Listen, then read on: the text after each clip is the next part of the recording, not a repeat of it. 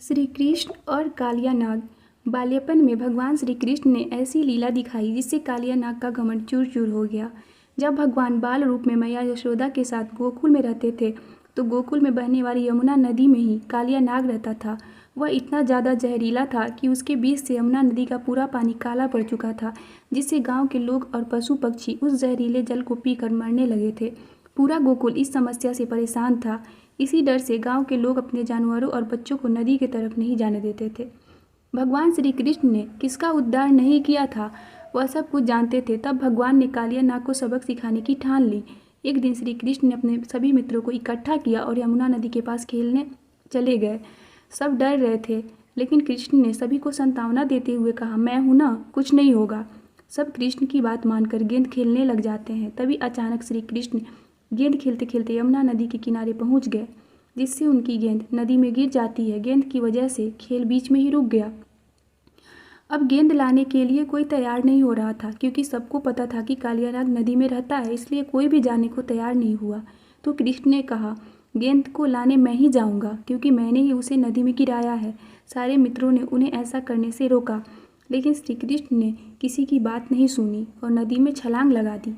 काफ़ी देर हो चुकी थी, फिर भी कृष्ण नदी से बाहर नहीं आए। तब सारे बच्चे बहुत ज़्यादा डर गए और भागते हुए मैया यशोदा को जाकर पूरी बात बताई, जिससे मैया यशोदा डर के मारे रोने लगी और अपनी सूझबूझ खोकर नदी की तरह दौड़ने लगी।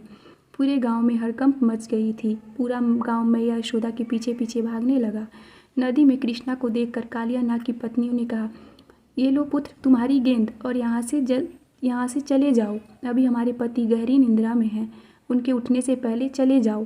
लेकिन भगवान ने जाने से मना कर दिया और उन्हें समझाते हुए कहा, मैया, गेंद तो बस एक बहाना है। मैं आपके पति से ही मिलने आया हूँ, मुझे कुछ भी नहीं होगा, आप लोग घबराइए मत।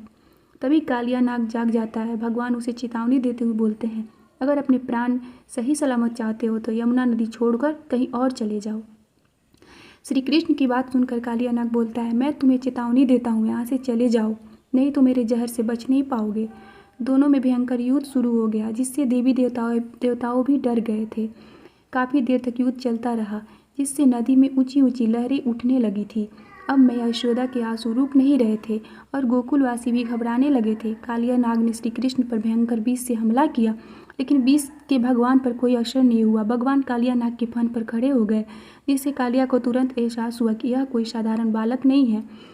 अंततः उसने कृष्ण से माफ़ी मांगी।